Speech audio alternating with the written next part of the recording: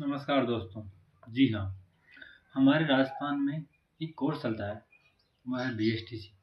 जो होता है मतलब कक्षा 1 से लेकर के 5 तक की जो टीचर होते हैं ना, उनके लिए कोर्स होता है ये बीएसटीसी कोर्स। जिसमें आप थर्ड लेवल का, जैसे थर्ड ग्रेड का जो टीचर होता है ना, उसका लेवल फर्स्ट का एग्ज़ाम आप इससे दे सकते हो। और ये कोर्स बेस्ट, अगर आप कम उम्र में या 12th बाद में या जस्ट 12th बाद में आप अगर टीचर बनने का ख्वाब है या ख्वाहिश है तो आप ये कोर्स कर सकते हो। जी, ये इसके आवेदन स्टार्ट हो गए थे, वो हो गए थे कितने, 2 दिसंबर से 2025 से स्टार्ट हो गए थे। और लास्ट डेट इसकी कितनी, पहले तो 31 थी, लेकिन जब बढ़कर बढ़कर कितनी हो गई, 28 फरवरी इसकी लास्ट डेट हो गई। और एलिजिबिलिटी सिर्फ इसमें 12th पास मांगते हैं, कितनी, 12th पास। और 12th में कम से कम 50% 50% परसेंटेज होनी चाहिए। और जो रिजर्व कैटेगरी है यानी आरक्षण जो जिसको मिला हुआ है उनको 45% तक है।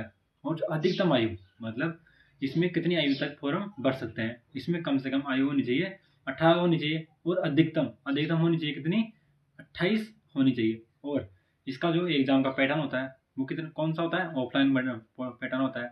और इसका 600 अंकों का पेपर होता है, 200 क्वेश्चन होते हैं और टाइम 3 घंटों का मिलता है। और बात ये मेन महत्वपूर्ण बात यह है कि इसमें नेगेटिव मार्किंग नहीं होती बिल्कुल भी। और इसमें 4 पार्टों में होते हैं, 50-50 क्वेश्चन के पार्ट होते हैं 4। इसमें से एक पार्ट होता है रीजनिंग का, एक पार्ट होता है किसका, जीके जीएस का, है ना। और एक पार्ट होता है टीचिंग एप्टीट्यूड का, यानी जो शिक्षण विधियाँ है ना, उनका शिक्षण अभिरुचि का उनका होता है।